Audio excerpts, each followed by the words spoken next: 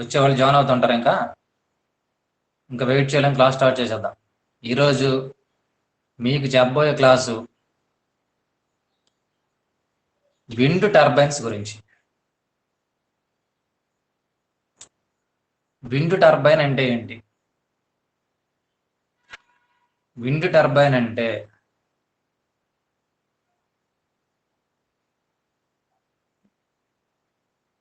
పవన శక్తిని ఉపయోగించి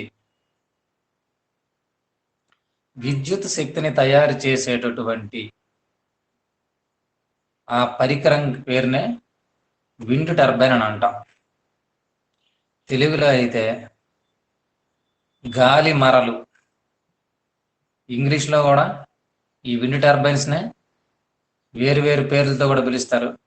wind mills అని, వెక్స్ అని, విండ్ ఎనర్జీ కన్వర్షన్ సిస్టమ్స్ అని. వెక్స్ అంటే wind energy conversion systems, WECS అని కూడా పిలవడం జరుగుతుంది. అయితే విండ్ మిల్స్ అని పేరు రావడానికి కారణం ఏంటంటే, ప్రస్తుత కాలంలో మనం విద్యుత్ ఉత్పాదన కోసం మాత్రమే దీనిని వాడుతున్నాం. కారణం ఏంటంటే, నాన్ రెన్యూవబుల్ ఎనర్జీ సోర్సెస్ని, ఆ సోర్సెస్ యొక్క వినియోగాన్ని తగ్గించడం కోసం, సాంప్రదాయ ఇంధన వనరుల యొక్క వినియోగాన్ని తగ్గించడం కోసం, పొల్యూషన్ అదే పర్యావరణ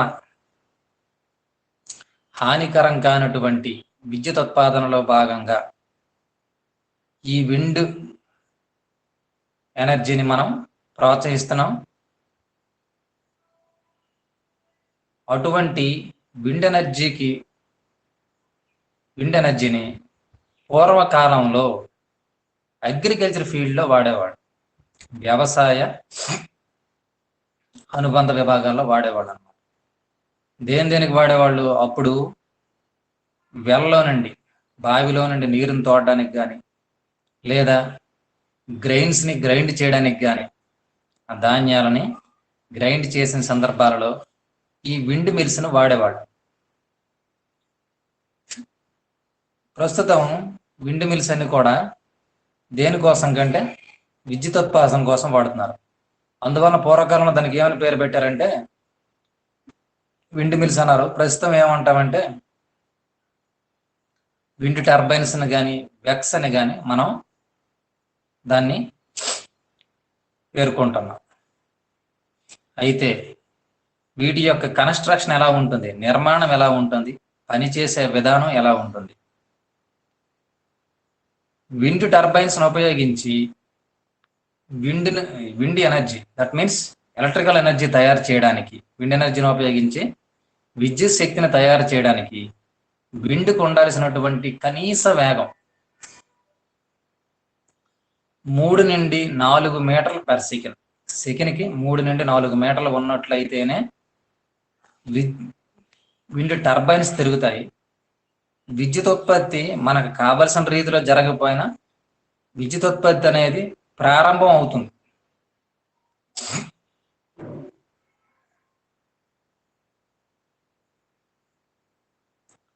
అయితే ఈ విండ్ టర్బైన్స్ ఎన్ని రకాలు, వాటి నిర్మాణం ఎలా ఉంటుంది, వాటి పనిచేసే విధానం ఏంటి, ఇదంతా కూడా ఈ క్లాసులో డిస్కస్ చేద్దాం. విండ్ టర్బైన్స్ 2 రకాలు. ఒకటోది హారిజాంటల్ యాక్సిస్ విండ్ టర్బైన్స్, భూ సమాంతర అక్ష గాలి మరలు. ఇంకొకటి వెర్టికల్ యాక్సిస్ విండ్ టర్బైన్స్. మొదటిదాన్ని మీరు తెలుగు మీడియం అయినప్పటికీ వాడి క్వశ్చన్ ఎలా అడుగుతారంటే HAWT మరియు VAWT అంటే ఏంటి? HAWT అంటే హారిజాంటల్ యాక్సిస్ విండ్ టర్బైన్స్ అని, VAWT అంటే ఏంటంటే vertical axis wind turbines. Horizontal axis wind turbines, vertical axis wind turbines రెండు కూడా విద్యుత్ ఉత్పాదన కోసమే వాడుతున్నారు ప్రస్తుత కాలంలో. అయితే ఈ రెండింటిలో ఉండేటటువంటి ఆ కన్స్ట్రక్షన్ కాంపోనెంట్స్ కానీ అన్నీ సమానమే. మనం మొదటిగా హారిజంటల్ యాక్సెస్ విండ్ టర్బైన్స్ గురించి నేర్చుకుందాం. దానిలోనికి వెళ్లే ముందు ఒక్కసారిగా హారిజంటల్ యాక్సెస్ విండ్ టర్బైన్స్ ఎలా ఉంటాయి, వెర్టికల్ యాక్సెస్ విండ్ టర్బైన్స్ ఎలా ఉంటాయి అనేది ఒకసారి డయాగ్రమాటికల్ గా మీకు చూపిస్తాను. ఒకసారి చూడండి ఆన్ స్క్రీన్.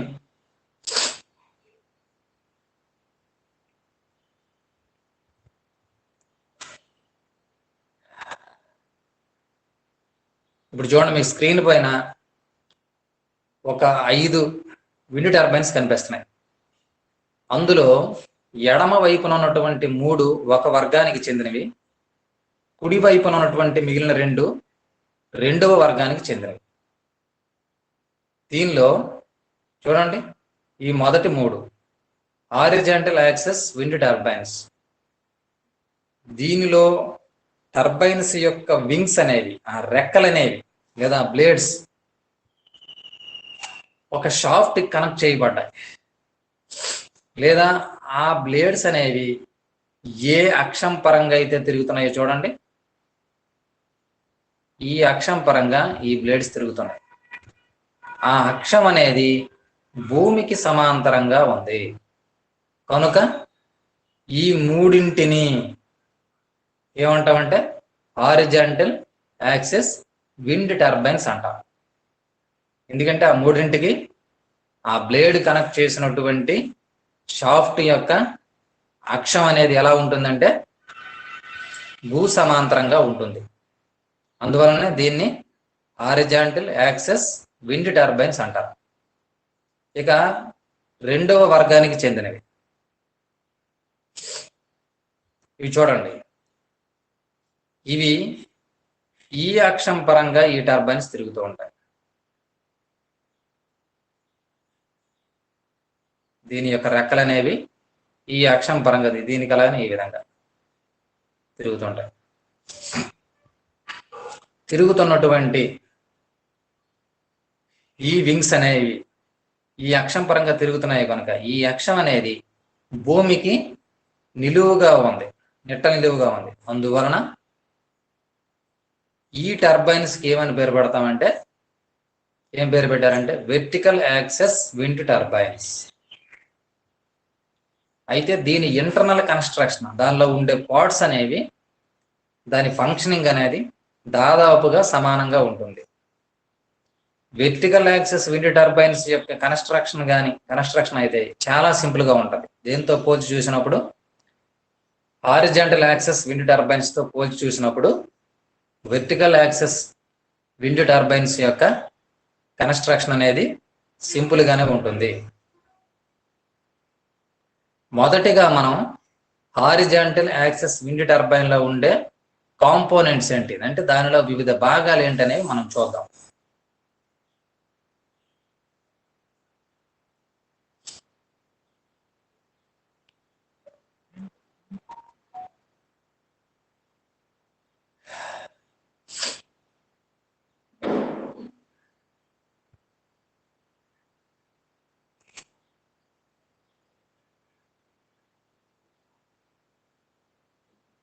ఇక్కడ చూడండి,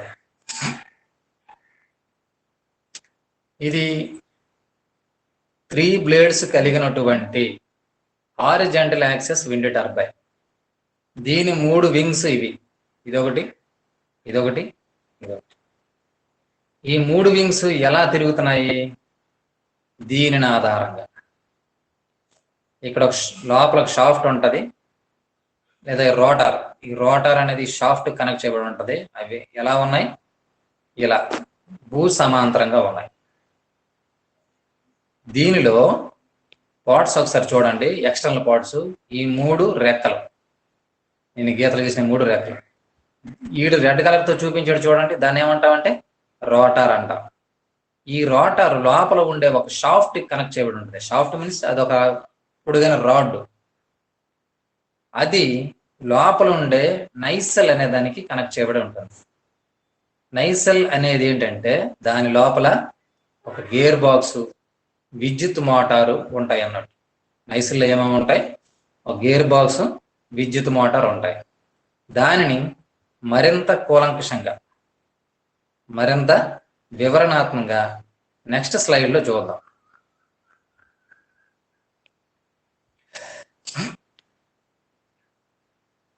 ఫర్ ఎగ్జాంపుల్ దీన్ని చూడండి,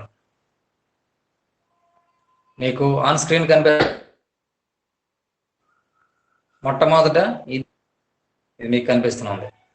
ఇలాగ ఈ పైన ఒక బ్లేడ్ ఉంది, అలాగే అటు డైరెక్షన్ ఇంకో బ్లేడ్. ఆ 3 బ్లేడ్లు ఇక్కడ రోటార్ కనెక్ట్ చేయబడి ఉన్నాయి. రోటార్ అంటే ఈ దిమ్మ లాంటి ప్రాణం. అది దేనికి కనెక్ట్ చేయబడింది? ఒక షాఫ్ట్ కనెక్ట్ చేయబడింది. దీన్ని ఏమంట? షాఫ్ట్ అంటారు ఆ రాడ్ని. అయితే ఈ లోపల లో స్పీడ్ షాఫ్ట్ అని, హై స్పీడ్ షాఫ్ట్ అని 2 ఉన్నాయి. ఈ లో స్పీడ్ షాఫ్ట్ ని, హై స్పీడ్ షాఫ్ట్ ని కలిపే మనం ఏమంటామంటే గేర్ బాక్స్ అంటాం. ఆ గేర్ బాక్స్ లోనే ఈ 2 షాఫ్ట్లు ఉంటాయి. మీరు చూడండి, మనకు సైకిల్ చూస్తే మీకు క్లియర్గా అర్థమవుతుంది. మన ఫెడల్స్ దేనికి కనెక్ట్ చేయబడి ఉంటాయో దాన్ని గేర్ వీల్ అంటారు. అలాగే వెనక చక్రం దేనికి కనెక్ట్ చేయబడి ఉందో దాన్ని ఏమంటామంటే ఫ్రీ వీల్ అంటాం. ఫస్ట్ మనం పెడల్స్ ని ఒక రౌండ్ తిప్పేసరికి ఆ పెద్ద చక్రానికి ఆనుకుని ఉన్నటువంటి చైన్ ద్వారా వెనక చక్రం 3 సార్లు తిరుగుతుంది, లేదా దాని డిజైన్ బట్టి అంతకంటే ఎక్కువ టైమ్స్ తిరగవచ్చు. అలాగనే ఇక్కడ కూడా ఈ షాఫ్ట్ అనేది లో స్పీడ్ షాఫ్ట్ అనేది కన్నామంటే ఇది విండ్ టర్బైన్స్ కనెక్ట్ చేయబడం. ఆ విండ్ టర్బైన్ కనెక్ట్ చేయబడినటువంటి ఈ లో స్పీడ్ షాఫ్ట్ చూడండి పెద్దదిగా ఉంది. ఏది? ఈ ఆరెంజ్ కలర్ లో ఉన్నది. ఇది ఒకసారి తిరిగితే దానికి ఆనుకుని ఉన్నటువంటి కిందన ఇంకొక చక్రం ఉంది, చిన్న చక్రం. అది నెంబర్ ఆఫ్ టైమ్స్ తిరుగుతుంది, దీనికంటే ఎక్కువసార్లు తిరుగుతుంది. తద్వారా అది హై స్పీడ్ షాఫ్ట్ అవుతుంది. దానిని ఈ చివరిలో ఉండేటటువంటి విద్యుత్ మోటార్కి కనెక్ట్ చేస్తాం. విద్యుత్ మోటార్కి కనెక్ట్ చేయడం జరుగుతుంది. తద్వారా మనం ఎలక్ట్రిసిటీని పొందుతాం. అయితే ఇక్కడ ఒక చిన్న వివరణ ఏంటంటే, ఎప్పుడైనా విండ్ టర్బైన్స్ నుండి మనం పొందేది DC వోల్టేజీనే. దానిని తదుపరి AC వోల్టేజీగా మనం కన్వర్ట్ చేసుకుంటాం.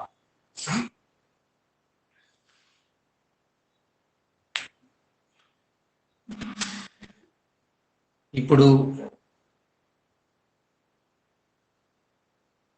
దీనిలో ఇవే భాగాలు కాకుండా ఎక్స్టర్నల్ గా ఒక ఎనిమోమీటర్, ఇక్కడ చూడండి కనిపిస్తుంది మీకు. ఇవన్నీ క్లియర్ చేసినట్లయితే నీట్ గా కనిపిస్తుంది డయాగ్రామ్.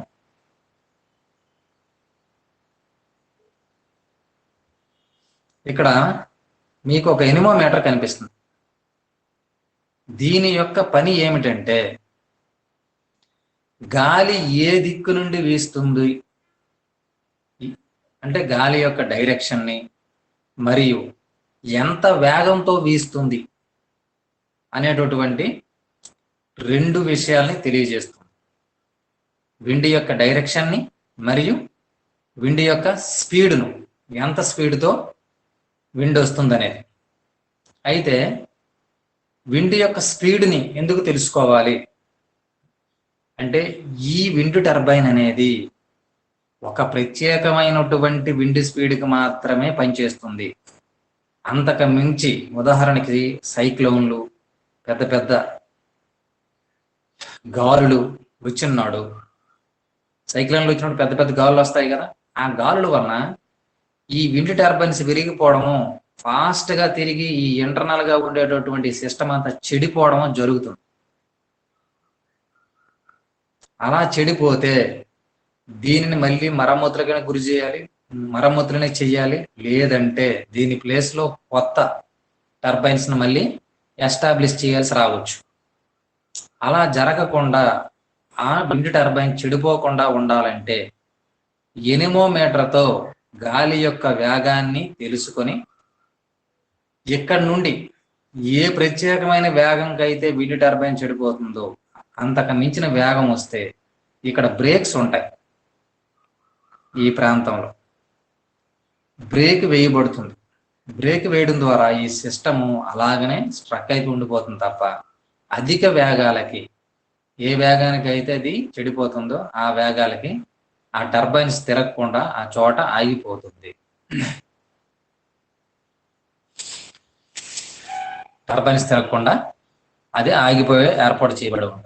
నెక్స్ట్, విండ్ యొక్క డైరెక్షన్ తెలుసుకోవడం ద్వారా ఏం జరుగుతుంది? ఇప్పుడు ఈ విండ్ టర్బైన్స్ పైన ఒక ప్రత్యేకమైనటువంటి దిశలో వచ్చినటువంటి విండ్కి మాత్రమే ఈ టర్బైన్స్ అనేవి తిరుగుతాయి. ఈ వెనక వైపు నుండి గాలి వేసినా, ఇంకొక డైరెక్షన్ నుండి వేసినా ఇవి తిరగవు. విండ్ యొక్క డైరెక్షన్కు అనుగుణంగా ఈ విండ్ టర్బైన్స్ తమ దిశను మార్చుకున్నట్లయితే, ఏ దిశలో వీచినప్పుడు ఆ విండ్ టర్బైన్స్ తిరుగుతాయో ఆ దిశలో సర్దుకోవడానికి అనుగుణంగా ఈ క్రింద భాగంలో ఒక యా కంట్రోల్ ఉంటుంది. ఏమంటామంటే యా కంట్రోల్. ఆ యా కంట్రోల్ ఏం చేస్తుంది? ఈ విండ్ టర్బైన్ గాలి అనువైన దిశలో, ఏ దిశలో అయితే టర్బైన్స్ తిరుగుతాయో ఆ దిశ వైపు సర్దుకునేటట్టు చేస్తుంది యా కంట్రోల్. దీనికి సమాచారం ఎక్కడి నుండి వస్తుంది? ఎనిమోమీటర్ నుండి వస్తుంది.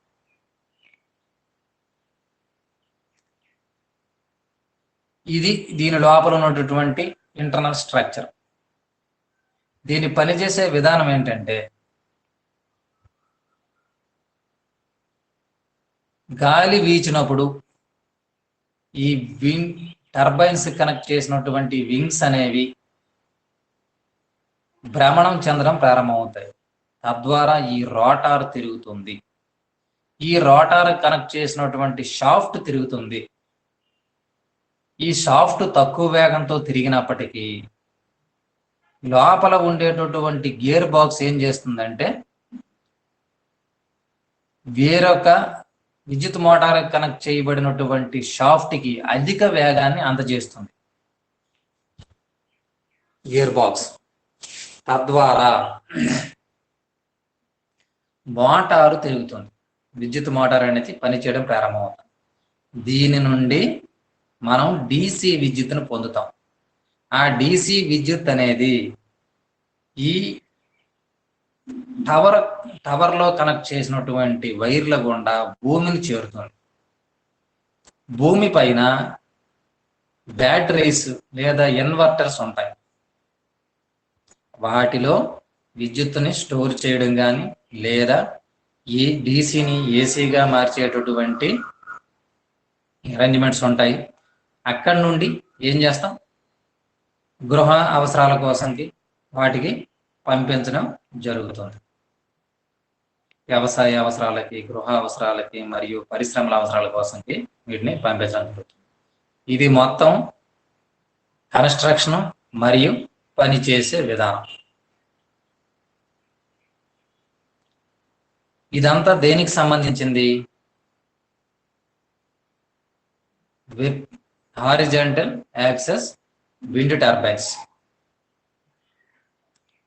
What about vertical axis wind turbines? Vertical axis wind turbines. చూడండి,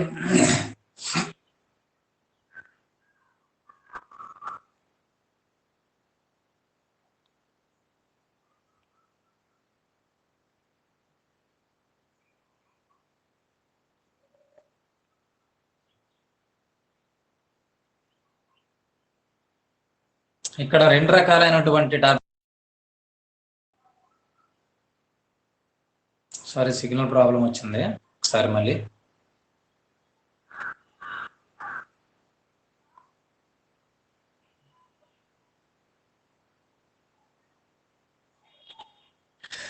ఇక్కడ వెర్టికల్ యాక్సెస్ విండ్ టర్బైన్స్ చూపించాం, హారిజాంటల్ యాక్సెస్ విండ్ టర్బైన్స్ చూపించాం. హారిజాంటల్ యాక్సెస్ విండ్ టర్బైన్ విషయంలో ఇప్పుడు మనం చెప్పుకునే కాంపోనెంట్స్ అన్నీ కూడా టవర్ యొక్క పై భాగంలోనే ఫిక్స్ చేయాల్సి ఉంటుంది. అదే వెర్టికల్ యాక్సెస్ విండ్ టర్బైన్స్కి వచ్చేసరికి ఇవి దాదాపుగా భూమికి పై భాగంలోనే ఫిక్స్ చేస్తారు దగ్గరగానే. మరియు దీనికి టవర్ యొక్క లెంగ్త్ మరీ ఎక్కువ ఉండాల్సిన అవసరం లేదు. దీనిలో ఏవైతే మనం చెప్పుకున్నటువంటి విద్యుత్ మోటారు, గేర్ బాక్స్, వీటన్నింటినీ ఈ భూమి పైనే అమరుస్తారు, భూమి పై భాగంలో. ఎందుకంటే ఈ షాఫ్ట్ అనేది లేదా ఈ యాక్సిస్ అనేది భూమి లోపల వరకు ఉంటుంది కనుక ఇది భూమి లోపల వీటిని ఏర్పాటు చేస్తారు లేదా భూమి పై భాగంలో ఏర్పాటు చేసుకుంటాం. అందువల్ల రిపేరింగ్ విషయంలో హారిజాంటల్ యాక్సెస్ విండ్ టర్బైన్స్ అనేవి కొంచెం ఎక్కువ ఎక్స్పెన్స్తో కూడుకుంటాయి. ఎస్టాబ్లిష్మెంట్ విషయంలో కానీ, రిపేరింగ్ విషయంలో కానీ వెర్టికల్ యాక్సెస్ విండ్ టర్బైన్స్తో పోల్చి చూసుకుంటే హారిజాంటల్ యాక్సెస్ విండ్ టర్బైన్స్ అనేవి ఎక్కువ ఖర్చుతో కూడుకొని ఉంటాయి. ఈ రెండింటి మధ్య డిఫరెన్సెస్ ఒకసారి చూద్దాం.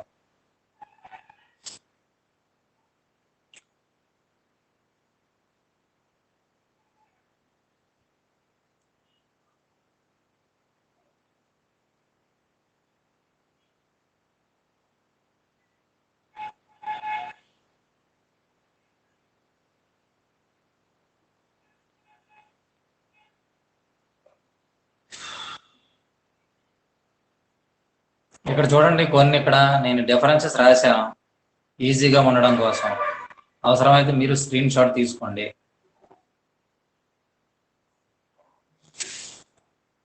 హారిజాంటల్ యాక్సెస్ విండ్ టర్బైన్స్కి వచ్చేసరికి tower required.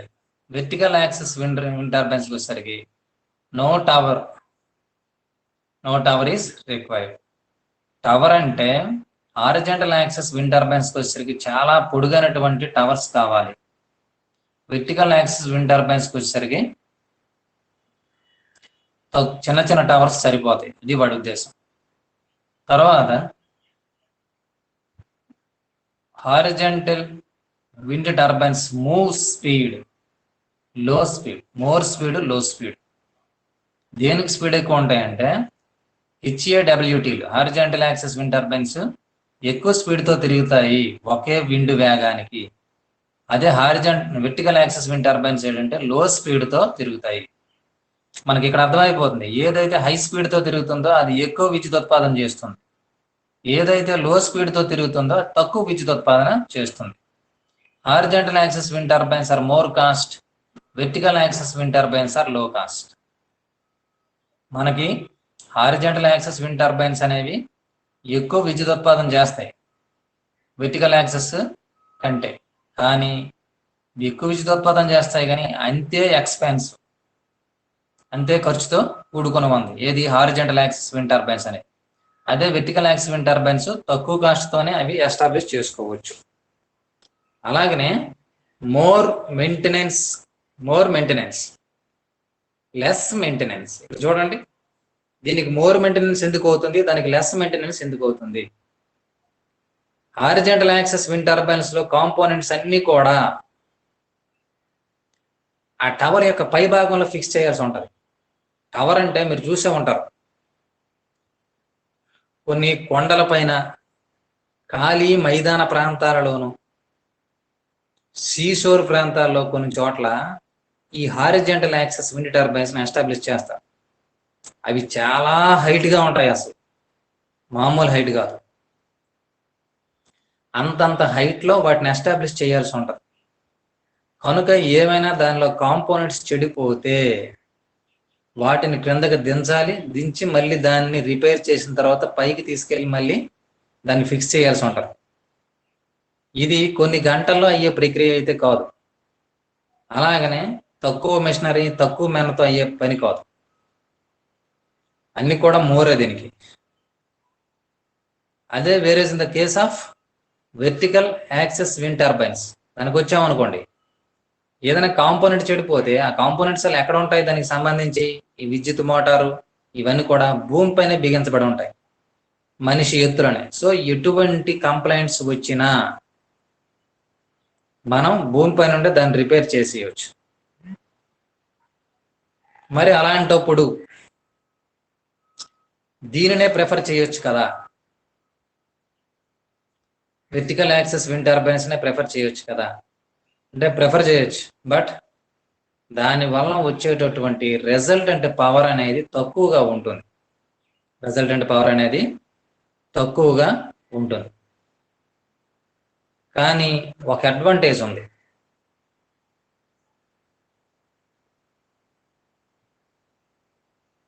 Vertical axis wind టర్బైన్స్కి వచ్చేసరికి గాలి ఏ దిశలో వీచినా, గాలి అనేది ఏ దిశలో వీచినా అది తిరగడం ప్రారంభమవుతుంది.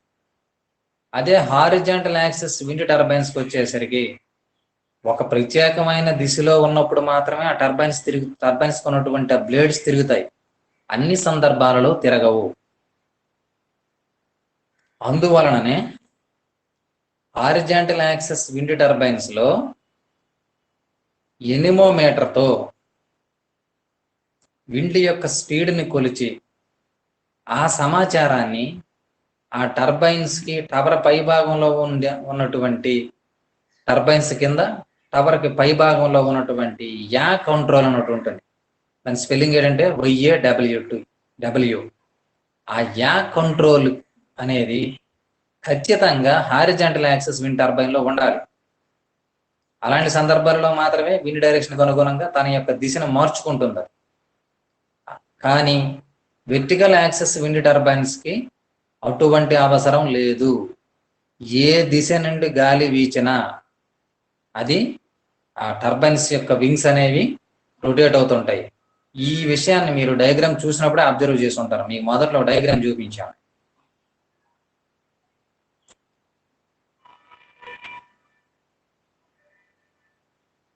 Next, more power generation is possible, less power generation is possible. దేనికి మోర్ పవర్ ఉంటుంది? హారిజాంటల్ యాక్సెస్ విండ్ టర్బైన్స్ వలన మనం ఎక్కువ పవర్ ని జనరేట్ చేసుకోగలం. అదే వెర్టికల్ యాక్సెస్ విండ్ టర్బైన్ వలన లెస్ పవర్ మాత్రమే జనరేట్ అవుతుంది.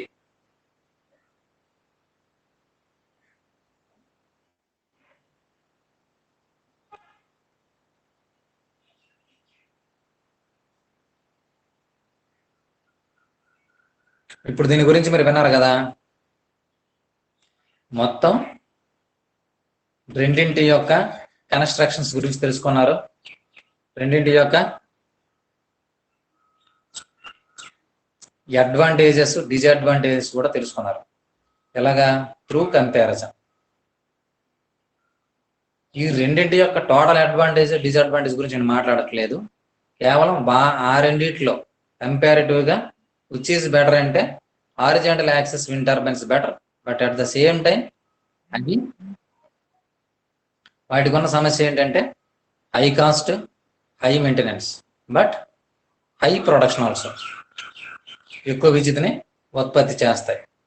వెర్టికల్ యాక్సెస్ విండ్ టర్బైన్స్కి వచ్చేసరికి లో కాస్ట్, లో ప్రొడక్షన్, లో మెయింటెనెన్స్ ఆల్సో. అయితే టోటల్గా